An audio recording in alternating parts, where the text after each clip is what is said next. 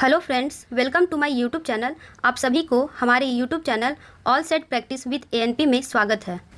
Friends, आज हम physics का सेट लेकर आए हैं जो कि प्रीवियस ईयर के एनटीपीसी में पूछा गया क्वेश्चन है। तो चलिए स्टार्ट करते हैं। प्रकाश और प्रकाशिकी यानी कि light and optics. First question में है, नेत्र लेंस की अत्यधिक वक्रता ब्लैंक की ओर ले जाती है। इसका सही आंसर हो जाएगा मायोपिया यानी कि निकट दृष्टि दोष। नेक्स्ट क्वेश्चन में है, निकट दृष्टि दोष वाले व्यक्ति की दृष्टि को ठीक करने के लिए किस प्रकार के लेंस की आवश्यकता होती है। तो इसे ठीक करने के लिए अपसारी लेंस यानी कि अवतल लेंस की आवश्यकता होती है। Option number D. अगले प्रश्न में है, वर्णक्रम के दो रंगों में से कौन सा रंग चरम सीमा बनाते हैं। तो यह बैगनी और लाल रंग बनाते हैं यानी कि ऑप्शन नंबर ए। अगले प्रश्न में है, इसमें है, मरीजों के दांतों के बड़े बिंब को देखने के लिए दंत चिकित्सक किस प्रकार के दर्पण का उपयोग करते हैं। तो वह उपयोग करते हैं अवतल दर्पण का यानी कि concave mirror. Option number A. Next में है, क्वेश्चन नंबर 5 हो जाएगा। इसमें है, रात में आसमान में तारे क्यों टिमटिमाते हैं। तो यह तारे के प्रकाश के वायुमंडलीय अपवर्तन के कारण यानी कि ऑप्शन नंबर बी। अगले में है, आँखों की अपनी फोकस लंबाई को समायोजित करके निकट और दूर की वस्तुओं दोनों पर ध्यान केंद्रित करने की क्षमता को आँख का क्या कहा जाता है। तो इसे समंजन कहा जाता है यानी कि ऑप्शन नंबर ए। अगले में है, रेगिस्तान में यात्रियों को अक्सर पानी की एक सीट का प्रकाशीय भ्रम होता है जहाँ वास्तव में कोई भी मौजूद नहीं होता है। इसे क्या कहा जाता है। तो इसे कहा जाता है मृग तृष्णा। Option number C. अगले में है, एक माध्यम की प्रकाश को अपवर्तित करने की क्षमता को के संदर्भ में भी व्यक्त किया जाता है। इसका हो जाएगा प्रकाशीय घनत्व। Option number B. अगले क्वेश्चन में है, गोलीय दर्पण के परावर्तक पृष्ठ का केंद्र बिंदु क्या कहलाता है। तो यह कहलाता है ध्रुव। Option number B. अगले प्रश्न में है, वह नेत्र जहां स्रोत से आने वाला सारा प्रकाश अवरुद्ध हो जाता है वह क्या कहलाता है। तो यह कहलाता है प्रच्छाया। Option number D. नेक्स्ट प्रश्न में है, मनुष्य में निकट दृष्टि दोष को क्या कहा जाता है। तो इसे मायोपिया कहा जाता है और इसे ठीक करने के लिए कनकेव लेंस का उपयोग करते हैं। नेक्स्ट में है, निम्नलिखित में से कौन प्रकाश के अपवर्तन का उदाहरण नहीं है। इसका सही आंसर हो जाएगा सूर्यास्त का लाल रंग। यह प्रकाश के अपवर्तन का उदाहरण नहीं है। अगले प्रश्न में है, वह लेंस जो बीच में पतला और परिधि पर मोटा होता है वह क्या कहलाता है। तो यह कहलाता है अवतल लेंस यानी कनकेव लेंस। नेक्स्ट क्वेश्चन में है, मरीजों के दांतों की बड़ी छवियों को देखने के लिए दंत चिकित्सक किस प्रकार के दर्पण का उपयोग करते हैं। तो वह करते हैं अवतल दर्पण का यानी कि ऑप्शन नंबर बी। यह क्वेश्चन रिपीट हुआ है, यह क्वेश्चन पहले भी आया हुआ है। नेक्स्ट क्वेश्चन में है, आकाश का नीला रंग किसके कारण होता है। तो यह प्रकाश का प्रकीर्णन के कारण होता है। Option number B. नेक्स्ट में है, प्रिज्म से प्रकाश के गुजरने पर कौन सा रंग सबसे कम विचलित होता है। तो लाल रंग सबसे कम विचलित होता है यानी कि ऑप्शन नंबर सी। फिर है नेक्स्ट क्वेश्चन में, इसमें है अपने 7 घटक रंगों में प्रकाश के विक्षेपण की घटना की खोज ने 1666 में की थी। तो इसका सही आंसर हो जाएगा Isaac Newton. Option number B. Next में है, यदि एक लेंस की फोकस दूरी 25 सेंटीमीटर है तो उस लेंस की क्षमता क्या होगी। इसका सही आंसर हो जाएगा ऑप्शन नंबर ए। इसे सॉल्व करते हैं 1/f बराबर 1/25। इसे हम मीटर में कन्वर्ट करेंगे यानी 100 से डिवाइड करेंगे यानी कि 100/25 और इसे जब हम काटेंगे तो यह 4 डायोप्टर हो जाएगा यानी कि ऑप्शन नंबर ए।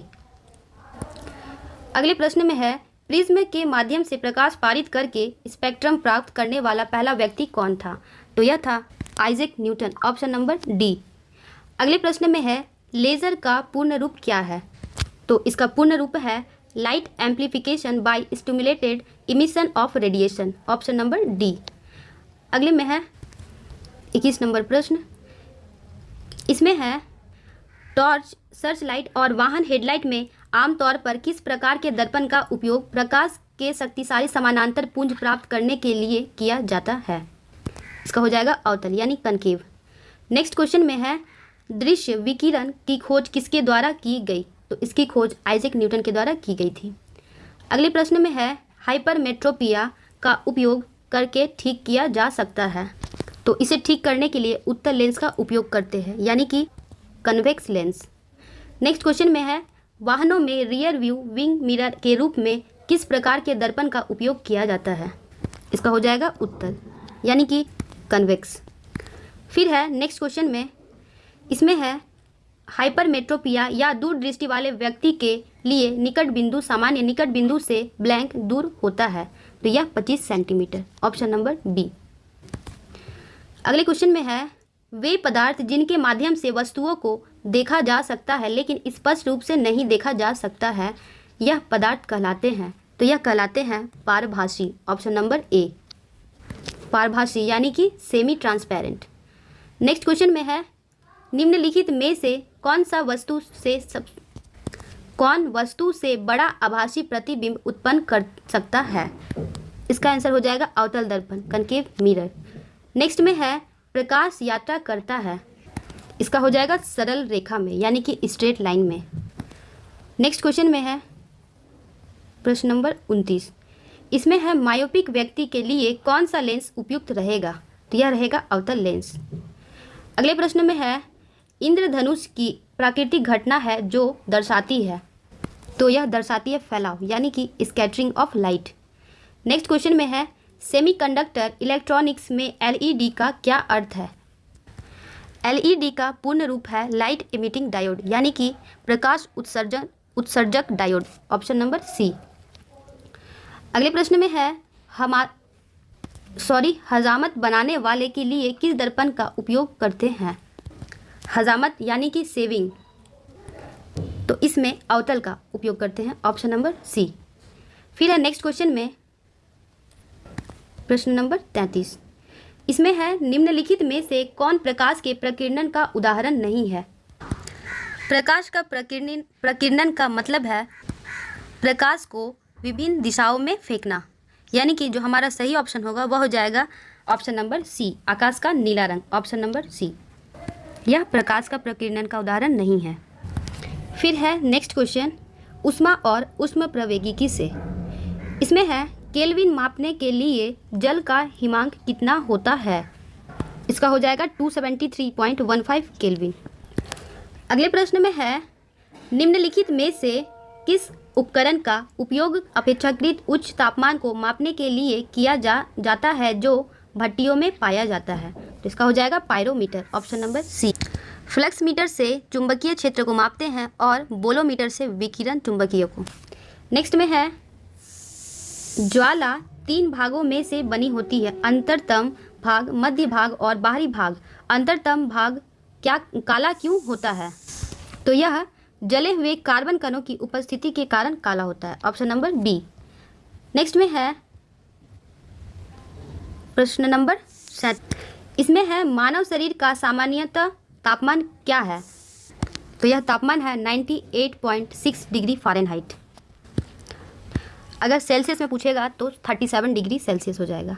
नेक्स्ट में है किस तापमान पर पानी का घनत्व अधिकतम होता है?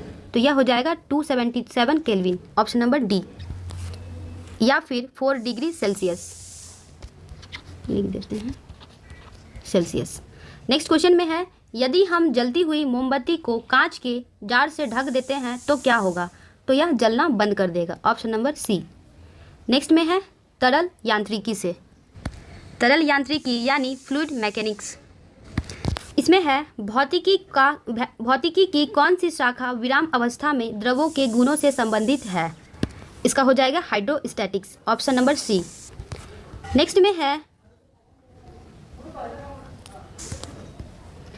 इसमें है लालटेन की बत्ती में मिट्टी का तेल किस कारण से ऊपर उठता है? इसका हो जाएगा केशिकत्व, ऑप्शन नंबर बी, केशिकत्व यानी कैपिलरी। फिर है नेक्स्ट में विद्युत धारा और उसके प्रभाव। यानी कि electric current and its effect. इसमें है श्रृंखला में प्रत्येक 1/4 प्रतिरोधों का उपयोग करके अधिकतम प्रतिरोध ब्लैंक बनाया जा सकता है। तो यह बनाया जाता है 1 ओम। Option number A.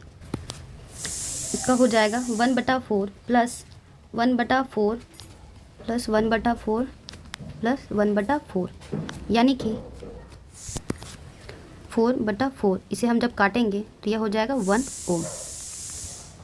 Next question में है विभिन्न विद्युत सुरक्षा उपकरणों में से ब्लैंक विद्युत धारा के ऊष्मीय प्रभाव पर आधारित है।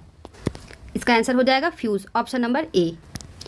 अगले प्रश्न में है आधुनिक विद्युत जनरेटर किस सिद्धांत पर कार्य करता है। तो यह विद्युत प्रेरण के सिद्धांत पर कार्य करता है। Option number B. अगले प्रश्न में है निम्नलिखित में से कौन सा सिद्धांत सौर ऊर्जा प्रणालियों से संबंधित है। तो देखते हैं। तो इसका आंसर हो जाएगा प्रकाश वोल्टीय प्रभाव। Option number A. अगले प्रश्न में है निम्नलिखित में से कौन सा उपकरण विद्युत चुंबकीय प्रेरण की घटना पर आधारित है। इसका आंसर हो जाएगा जनरेटर यानी कि जनरेटर। अगले क्वेश्चन में है 1752 में किस अमेरिकी वैज्ञानिक ने दिखाया कि बिजली और आपके कपड़ों से निकलने वाली बिजली अनिवार्य रूप से एक ही घटना है। इसका आंसर हो जाएगा बेंजामिन फ्रैंकलिन ने। अगले प्रश्न में है निम्नलिखित में से कौन धारा के ऊष्मीय प्रभाव का उदाहरण नहीं है। इसका आंसर हो जाएगा एक पंखे का चलना। यह एक ऊष्मीय प्रभाव का उदाहरण नहीं है। फिर है अगले क्वेश्चन में, इसमें है धारा को मापने के लिए जिस उपकरण का प्रयोग किया जाता है उसे क्या कहते हैं। तो उसे कहते हैं एमीटर। Option number A. अगले प्रश्न में है वोल्ट मीटर एक उपकरण है जो कि उपस्थिति का पता लगा सकता है। तो वोल्ट मीटर से हम विभवांतर का पता लगा सकते हैं। Option number A. ऊष्मा का जो मात्रक है वह है जूल। ठीक है। फिर है अगले क्वेश्चन में किसी परिपथ में धारा के प्रवाह की दिशा दिखाने के लिए किस यंत्र का प्रयोग किया जाता है। इसका आंसर हो जाएगा गैल्वेनोमीटर का प्रयोग किया जाता है। Option number C. Next question में है प्रत्यावर्ती धारा को दृष्ट धारा में बदलने के लिए निम्नलिखित में से किस उपकरण का उपयोग किया जाता है। यानी कि AC टू DC में कन्वर्ट करने के लिए हम रेक्टिफायर का उपयोग करते हैं। Rectifier ER। इसका आंसर आप मुझे कमेंट बॉक्स में बताएंगे। चलते हैं नेक्स्ट क्वेश्चन में। इसमें है एक स्वतंत्र रूप से निलंबित चुंबक हमेशा ब्लैंक दिशा में संरेखित होता है। इसका हो जाएगा उत्तर दक्षिण। ऑप्शन नंबर सी यानी कि नॉर्थ साउथ। फिर है नेक्स्ट क्वेश्चन में एक एकीकृत परिपथ को सामान्यतः ब्लैंक के रूप में जाना जाता है। एकीकृत परिपथ यानी कि IC इंटीग्रेटेड सर्किट। इसका सही आंसर हो जाएगा चिप। यह सिलिकॉन का बना होता है। Option number C. अगले में है प्रतिरोध के 3 तार 3 ओम 6 ओम और 9 ओम समानांतर में जुड़े हुए हैं। परिपथ की कुल प्रतिरोध कितना होगा। तो आइए इसे सॉल्व करते हैं। 1/R बराबर 1/R1 plus 1/R2 plus 1/R3। इसमें आगे करते हैं 1/R बराबर 1/3 प्लस 1/6 प्लस 1/9। इसे जब हम सॉल्व करते हैं तो यह हो जाएगा 1/R बराबर एलसीएम लेंगे तो आ जाएगा 18, 6 प्लस 3 प्लस 2 यानी कि 1/R बराबर 11/18 यानी कि R बराबर 18/11 ओम। यानी कि हमारा जो सही होगा ऑप्शन नंबर बी। अगले क्वेश्चन में है यांत्रिक ऊर्जा को विद्युत ऊर्जा में बदलने के लिए किस उपकरण का उपयोग किया जाता है। इसका सही आंसर हो जाएगा डायनेमो का उपयोग किया जाता है। विद्युत मोटर का जो उपयोग किया जाता है इसे इलेक्ट्रिकल टू मैकेनिकल में कन्वर्ट करने के लिए किया जाता है। फिर है नेक्स्ट क्वेश्चन में, इसमें है जनरेटर एक ऐसा उपकरण है जो निम्नलिखित को परिवर्तित करता है। इसका सही आंसर हो जाएगा यांत्रिक ऊर्जा से विद्युत ऊर्जा में। Option number A. अगले में है किसी वस्तु पर विद्युत आवेश की उपस्थिति की पहचान करने के लिए किस उपकरण का उपयोग किया जाता है? इसका सही आंसर हो जाएगा इलेक्ट्रोस्कोप, ऑप्शन नंबर बी। अगले प्रश्न में है एमसीबी का पूर्ण रूप क्या है? तो इसका पूर्ण रूप है मिनिएचर सर्किट ब्रेकर, यानी कि ऑप्शन नंबर ए। नेक्स्ट प्रश्न में है प्रश्न नंबर 60। इसमें है जनरेटर एक उपकरण है जो परिवर्तित करता है, तो यह यांत्रिक ऊर्जा से विद्युत ऊर्जा में परिवर्तित करता है, ऑप्शन नंबर बी। अगले प्रश्न में है कौन सा विद्युत उपकरण जूल के तापन के नियम पर आधारित नहीं है? इसका आंसर हो जाएगा बिजली के प्लग और स्विच, ऑप्शन नंबर डी। अगले में है चुंबकीय प्रवाह की इकाई है, तो इसका इकाई है वेबर, ऑप्शन नंबर डी। अगले में है निम्नलिखित में से कौन सा मेटालॉइड्स का गुण है? तो यह हो जाएगा सेमीकंडक्टर। फिर है नेक्स्ट क्वेश्चन में प्रश्न नंबर 64 हो जाएगा। इसमें है निम्नलिखित में से किसने हर बार तार से करंट प्रवाहित होने पर कंपास सुई के विक्षेपण को देखा? तो यह थे Hans Christian Oersted, option number D. इसने एल्युमिनियम की खोज की थी। फिर है बल और दबाव से। इसमें है न्यूटन के गति का प्रथम नियम का दूसरा नाम क्या है? तो इसका नाम है जड़त्व का नियम, यानी कि law of inertia, option number A. अगले में है द्रव्यमान m और वेग v से गतिमान किसी वस्तु का संवेग क्या होगा? तो यह होगा m into v, option number B, half mv²। ये जो है काइनेटिक एनर्जी का हो जाएगा, ठीक है। फिर है अगले क्वेश्चन में गति के 3 नियम किसके द्वारा प्रस्तावित किए गए थे? तो यह न्यूटन के द्वारा किए गए थे, ऑप्शन नंबर ए। गति के नियम का प्रकाशन 1687 में हुई थी, किया गया था 1687 में, ठीक है। फिर है अगले क्वेश्चन में 14 केजी द्रव्यमान और 28 मीटर पर सेकंड वेग के वाली वस्तु का संवेग कितना होगा? तो इसे जब हम मल्टीप्लाई करेंगे तो आंसर आ जाएगा 392 केजी मीटर पर सेकंड, यानी कि ऑप्शन नंबर ए। अगले में है कोरियोलिस बल के बारे में निम्नलिखित में से कौन सा कथन गलत है? तो फर्स्ट में है यह वायुमंडलीय दबाव में अंतर के कारण होता है। हमारा जो फर्स्ट ऑप्शन है यही हमारा गलत है, यानी कि यह करेक्ट हो जाएगा। फिर है सेकंड में यह भूमध्य रेखा पर अनुपस्थित है, यह सही है। फिर सी में है यह अक्षांश के कोण के सीधे अनुपातिक है, यह भी सही है। फिर है डी में यह ध्रुवों पर अधिकतम होता है, यह भी करेक्ट है, यानी कि ऑप्शन नंबर ए जो है वह मेरा इनकरेक्ट है। अगले प्रश्न में है हम उस बल को क्या कहते हैं जो हवा की दिशा को प्रभावित करता है और पृथ्वी के अपनी धुरी पर घूमने के कारण होता है? इसका हो जाएगा कोरियोलिस बल, ठीक है। फिर है नेक्स्ट में एक ही पदार्थ के अणुओं के बीच लगने वाले आकर्षक बल को क्या कहते हैं? तो इसे कहते हैं ससंजक बल, यानी कि cohesive force, option number B. फिर है नेक्स्ट क्वेश्चन नंबर 72 हो जाएगा। इसमें है न्यूटन के गति के दूसरे नियम का समीकरण क्या है? तो यह है force equal to mass into acceleration. Next में है निम्नलिखित में से सबसे कम घर्षण बल क्या है? तो यह है rolling, option number D. Next में है एक स्थिर बल 10 किलो द्रव्यमान की वस्तु पर 2 सेकंड की अवधि के लिए कार्य करता है। यह वस्तु के वेग को 5 मीटर प्रति सेकंड से बढ़ाकर 10 मीटर प्रति सेकंड कर देता है। लागू बल का परिमाण ज्ञात कीजिए। अब यदि बल 5 सेकंड की अवधि के लिए लगाया जाता है तो वस्तु का अंतिम वेग क्या होगा? तो यह होगा लागू बल 25 न्यूटन और अंतिम वेग 17.5 मीटर प्रति सेकंड, ऑप्शन नंबर डी। फिर है नेक्स्ट क्वेश्चन नंबर 75। इसमें है निम्नलिखित में से सबसे कमज़ोर बल है? तो यह है गुरुत्वाकर्षण बल, यह सबसे कमज़ोर बल है, यानी कि ग्रेविटेशनल। फिर है नेक्स्ट में 76 नंबर। इसमें है आइजैक न्यूटन ने गति के कितने नियम दिए थे? तो यह गति के 3 नियम दिए थे, ऑप्शन नंबर सी। नेक्स्ट में है निम्नलिखित में से कौन आर्किमिडीज के सिद्धांत पर आधारित नहीं है? तो ए में है हवाई जहाज़ के पंखों की डिज़ाइन, यह आर्किमिडीज के सिद्धांत पर नहीं है। फिर है बी में जहाज़ों और पनडुब्बियों की डिज़ाइन, यह है।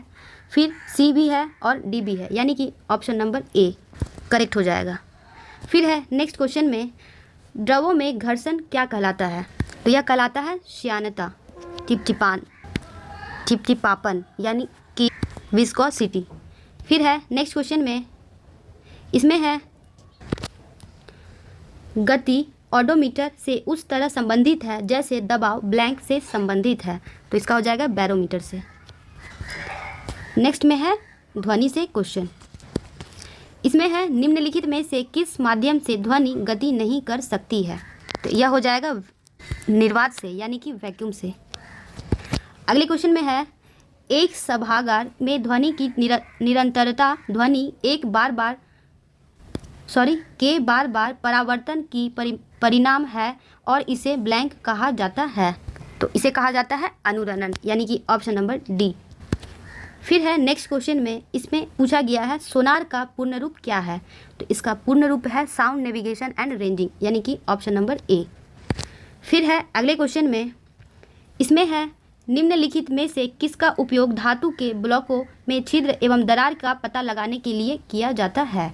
तो इसका हो जाएगा पराश्रय ध्वनि। ये ऑप्शन में नहीं दिया है, इसे हम पराध्वनि को काट कर लिख देते हैं पराश्रव्य ध्वनि। ठीक है, यानी कि ऑप्शन नंबर बी करेक्ट हो जाएगा। नेक्स्ट में है एक माइक्रोफोन ब्लैंक परिवर्तित करता है। तो यह ध्वनि ऊर्जा को विद्युत ऊर्जा में परिवर्तित करता है, ऑप्शन नंबर ए। अगर विद्युत ऊर्जा को ध्वनि ऊर्जा में पूछेगा तो हो जाएगा स्पीकर। इसे लिख देते हैं। ठीक है, फिर है नेक्स्ट क्वेश्चन में, इसमें है ठोस से गैसीय माध्यम में जाने वाली ध्वनि की गति करती है। तो यह घट जाती है, ऑप्शन नंबर डी। फिर है नेक्स्ट में, ध्वनि की तीव्रता को मापने के लिए निम्नलिखित में से किस इकाई का उपयोग किया जाता है। तो इसका मापन के लिए डेसिबल का उपयोग करते हैं, ऑप्शन नंबर ए डेसिबल। ठीक है, फिर है अगले क्वेश्चन में प्रश्न नंबर 87। इसमें है हम दूसरों की ध्वनि तरंग के ब्लैंक के कारण बगल के कमरों से हमसे बात करते हुए सुनते हैं। तो यह विवर्तन के कारण यानी कि ऑप्शन नंबर सी विवर्तन यानी कि डिफ्रैक्शन। फिर है अगले क्वेश्चन में, संचार के लिए हाथी 103 डेसिबल तक का शोर कर सकते हैं, लेकिन वे अक्सर कम आवृत्ति वाली ध्वनि का उपयोग करते हैं, जिनमें से कुछ को जमीन से गुजारा जाता है। इन ध्वनियों को क्या कहा जाता है। तो इन ध्वनियों को कहा जाता है इंफ्रासाउंड, ऑप्शन नंबर बी। यह 20 हर्ट्ज से कम होता है,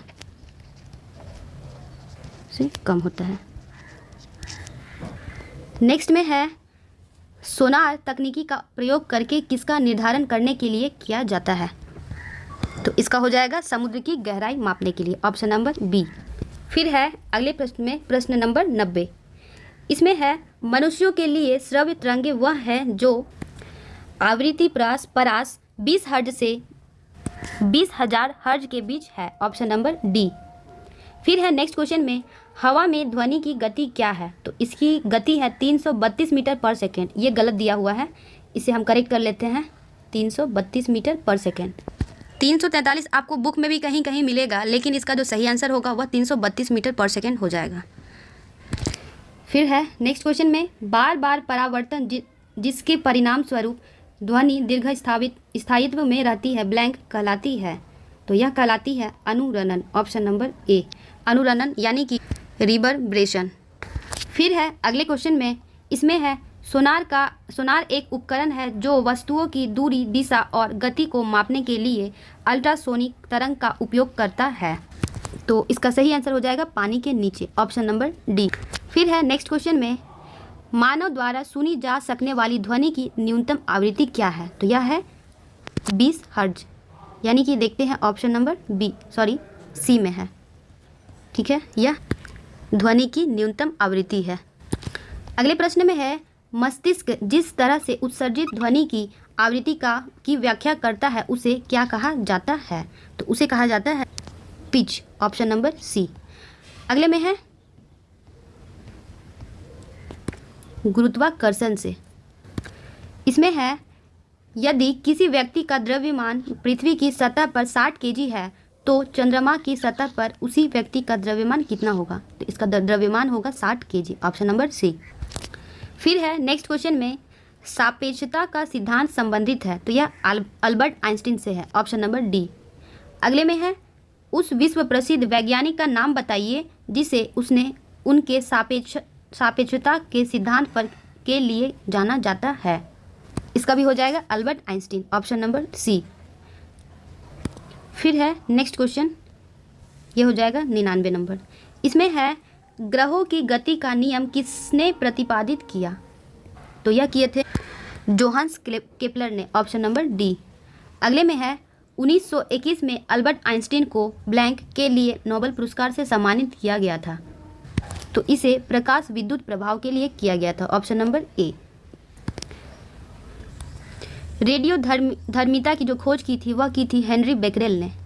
फिर है नेक्स्ट क्वेश्चन में, इसमें है गुरुत्वाकर्षण का नियम किसके द्वारा दिया गया था? तो यह दिया गया आइजैक न्यूटन के द्वारा, option number A. Galileo Galilei इसे आधुनिक वैज्ञानिक का जनक भी कहते हैं, इसे लिख देते हैं आधुनिक विज्ञान का जनक।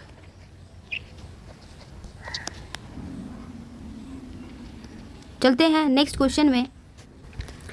इसमें है गुरुत्वाकर्षण यानी स्मॉल जी का मान आर के मान से भिन्न होता है। एक छात्र ब्लैंक पर न्यूनतम जी का निरीक्षण करेगा। तो यह भूमध्य रेखा, ऑप्शन नंबर ए, यह भूमध्य रेखा पर करेगा। फिर है नेक्स्ट क्वेश्चन 103 नंबर। इसमें है स्मॉल जी का मान अधिकतम कहाँ होता है? तो यह ध्रुवों पर अधिक होता है, ऑप्शन नंबर डी। अगले में है ग्रहों की गति के नियम की खोज किसने की थी? तो यह केपलर ने की थी, ऑप्शन नंबर बी। नेक्स्ट में है निम्नलिखित कथन दिए गए विकल्पों में से किस कानून पर लागू होता है? किसी भी ग्रह को सूर्य से मिलाने वाली रेखा समान समयांतराल में समान क्षेत्रफल का भ्रमण करती है। तो इसका हो जाएगा लॉ ऑफ इनर एरियाज यानी कि क्षेत्रफल का नियम, ऑप्शन नंबर बी। यह लॉ ऑफ इनर एरिया पर लागू होता है। ठीक है, फिर चलते हैं अगले क्वेश्चन में कार्य और ऊर्जा से। चलिए देखते हैं। इसमें है निम्नलिखित में से कौन सी एक अदिश राशि है? अदिश यानी कि स्केलर। ठीक है, तो द्रव्यमान जो है यह एक अदिश राशि है, ऑप्शन नंबर सी। फिर है नेक्स्ट क्वेश्चन में जूल में क्या मापा जाता है? तो इसमें ऊर्जा मापते हैं, ऑप्शन नंबर सी। नेक्स्ट में है पवन चक्की पवन की किस ऊर्जा का उपयोग करती है? तो यह गतिज ऊर्जा का उपयोग करती है यानी कि काइनेटिक एनर्जी। अगले प्रश्न में है 109 नंबर। इसमें है कार्य करने की दर को शक्ति कहते हैं। शक्ति की इकाई क्या है? तो इसका इकाई है वाट, ऑप्शन नंबर बी। केल्विन जो है यह तापमान का है और फिर एम्पियर यह करंट का है। यानी कि हमसे पूछा गया है शक्ति का इकाई, यानी कि ऑप्शन नंबर बी करेक्ट हो जाएगा।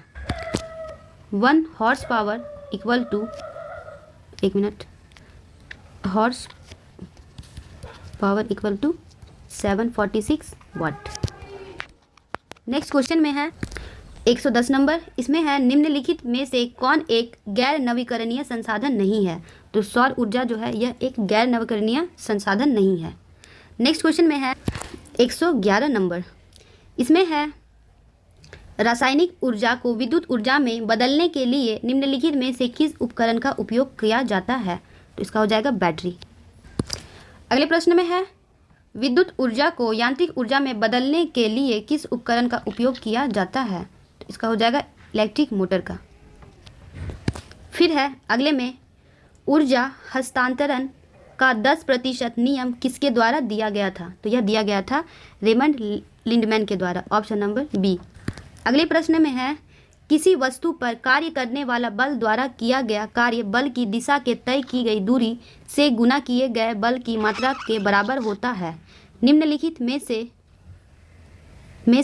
कौन कार्य की इकाई नहीं है? तो यह हो जाएगा ऑप्शन नंबर बी, यह कार्य की इकाई नहीं है। यहाँ पर एस हो जाएगा, यह बल का मात्रक है, बल का मात्रक। चलते हैं नेक्स्ट क्वेश्चन में 115 नंबर। इसमें है तरंग से। ठीक है, इसमें है अनुप्रस्थ तरंगे क्या है? तो यह अनुप्रस्थ तरंगे यानी कि ट्रांसवर्स वेव, ट्रांसवर्स वेव पूछा है, यह क्या है? तो इसका आंसर हो जाएगा यह तरंगों में माध्यम के कण तरंगों के संरचन की दिशा में लंबवत कंपन करते हैं। Option number D. अगले में है लंबी रेडियो तरंगे की खोज किसके द्वारा की गई थी? तो यह गुग्लिएल्मो मार्कोनी के द्वारा की गई थी। Option number A. फिर है अगले प्रश्न में अल्ट्रासाउंड तरंगों के संबंध में गलत कथन कौन सा है? तो ए में है उच्च आवृत्ति तरंग है, यह एक उच्च आवृत्ति तरंग है, यह कथन सही है। फिर है बी में उनका उपयोग उद्योगों में और चिकित्सा उद्देश्यों के लिए किया जाता है, यह भी सही है। फिर है सी में बाधाओं की उपस्थिति में भी अच्छी तरह से परिभाषित पथों के बीच यात्रा, ये भी ठीक है। फिर है डी में अल्ट्रासाउंड दोषपूर्ण स्थानों से वापस प्रतिबिंबित नहीं किया जा सकता है, यह कथन गलत है। Option number D. फिर है नेक्स्ट क्वेश्चन में निम्नलिखित में से कौन विद्युत चुंबकीय तरंग नहीं है? तो देखते हैं, इसका आंसर हो जाएगा अल्ट्रासाउंड। ऑप्शन नंबर सी, यह निर्वात में गमन नहीं करता है। अगले प्रश्न में है निम्नलिखित में से कौन विद्युत चुंबकीय तरंग है? तो यह हो जाएगा एक्सरे, यह एक विद्युत चुंबकीय तरंग है। फिर है अगले क्वेश्चन में निम्नलिखित में से किस प्रकार का प्रकाश एक टेलीविज़न रिमोट से उस उपकरण तक सिग्नल पहुंचाता है जिससे वह नियंत्रित करता है? इसका हो जाएगा इंफ्रारेड। Option number D. फिर है अगला क्वेश्चन रेडियो धर्मिता से, ठीक है। इसमें है परमाणु भौतिकी का जनक किसे माना जाता है? तो इसका जनक ई रदरफोर्ड को माना जाता है। Option number C. अगले में है नाभिकीय संलयन दो या दो से अधिक प्रकाश नाभिकों के संयोजन की प्रक्रिया है। परमाणु संलयन के लिए आवश्यक तापमान क्या है? तो इसका सही आंसर हो जाएगा option number A, 100 million kelvin. Option number A. अगले में है परमाणु भौतिकी के पिता के रूप में किसे जाना जाता है? तो इसका हो जाएगा ई रदरफोर्ड को। Option number C. नेक्स्ट में है निम्नलिखित में से कौन थर्मोन्यूक्लियर फ्यूजन प्रतिक्रिया का एक उदाहरण है?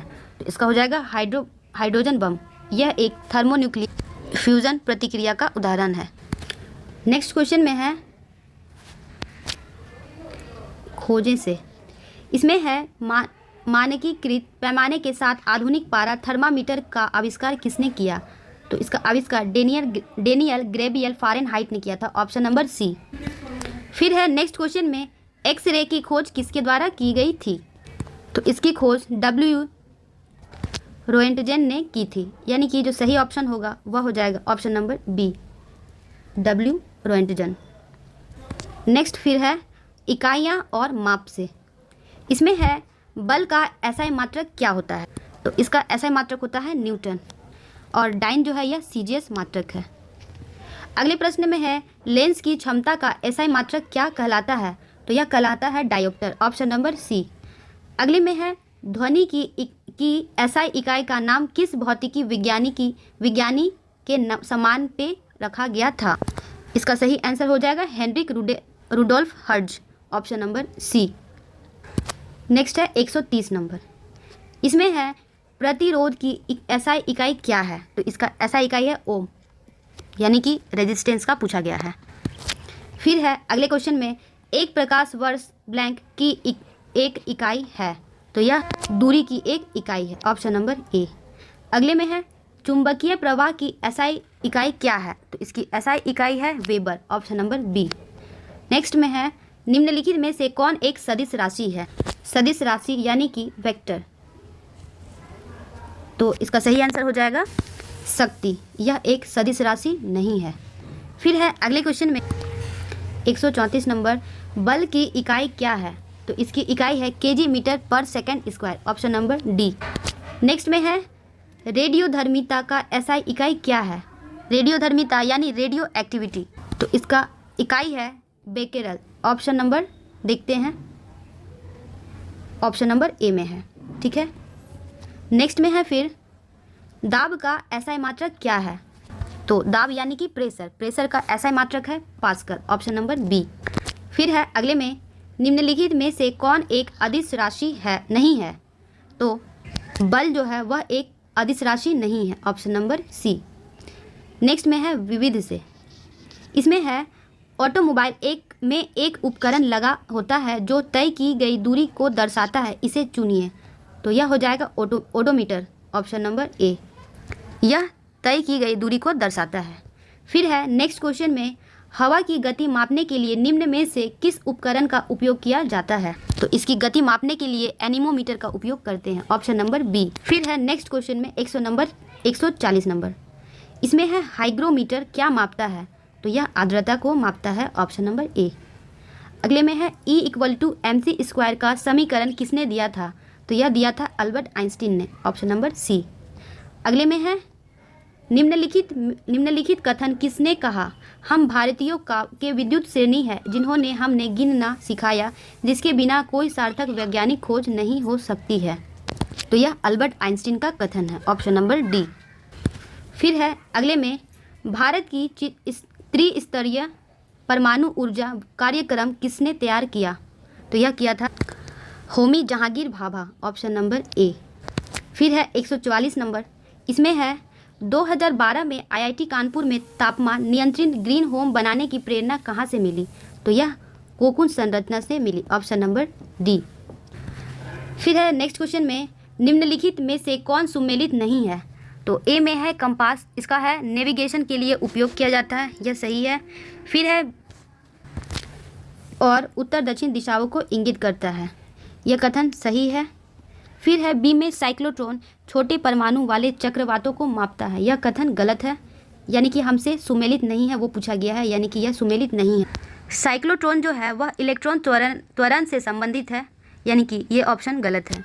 फिर है सी में एक्टिनोमीटर, इसका है विकिरण की तीव्रता को मापता है, यह भी सही है। फिर है डी में इलेक्ट्रोस्कोप, इसका है विद्युत आवेश की उपस्थिति का पता लगाना, ऑप्शन ये भी सही है, यानी कि ऑप्शन नंबर बी जो है वह हमारा इनकरेक्ट है। अगले में है बल्बों में प्रयुक्त टंगस्टन फिलामेंट का गलनांक क्या होता है? तो यह होता है 3422 degree C, option number B. अगले में है निम्नलिखित में से कौन एक लाई डिटेक्टर मशीन है? तो इस मशीन का नाम है पॉलीग्राफ, ऑप्शन नंबर डी। अगले में है 148 नंबर। इसमें है स्प्रिंग बैलेंस का एक उपकरण है जिसका उपयोग आमतौर पर किसी वस्तु पर कार्य करने वाले ब्लैंक को मापने के लिए किया जाता है। तो इसका उपयोग बल को मापने के लिए किया जाता है, ठीक है। फिर है नेक्स्ट में GEO का फुल फॉर्म क्या है? GEO यानी कि जियो स्टेशनरी इक्वेटोरियल ऑर्बिट, यानी कि भू स्थैतिक पृथ्वी कक्ष, ऑप्शन नंबर सी। फिर है अगले में एनीमोमीटर का एक उपकरण है जिसका उपयोग मापने के लिए किया जाता है। तो इसका उपयोग हवा की गति को मापने के लिए किया जाता है। अगले प्रश्न में है मुझे खड़े होने की जगह दो और मैं दुनिया को हिला दूंगा, किस प्रसिद्ध वैज्ञानिक ने ये शब्द कहे थे? तो यह कहे थे आर्किमिडीज ने, ऑप्शन नंबर डी। फिर है नेक्स्ट क्वेश्चन 152 नंबर। इसमें है ब्लैंक एक विद्युत रोधी का उदाहरण नहीं है। तो मानव शरीर एक विद्युत रोधी का उदाहरण नहीं है। विद्युत रोधी यानी कि इंसुलेटर, ठीक है। फिर है अगले क्वेश्चन में निम्नलिखित में से कौन सा उपकरण मुख्य रूप से सैन्य पनडुब्बियों में उपयोग किया जाता है? तो इसका सही आंसर हो जाएगा परिदर्शी, ऑप्शन नंबर ए, यानी कि पेरिस्कोप, ठीक है। थैंक यू फ्रेंड्स, फिर मिलते हैं नेक्स्ट वीडियो में। अगर वीडियो अच्छा लगे तो मेरे चैनल को लाइक शेयर और सब्सक्राइब कर दीजिएगा ताकि नेक्स्ट वीडियो का नोटिफिकेशन आपको मिलता रहे।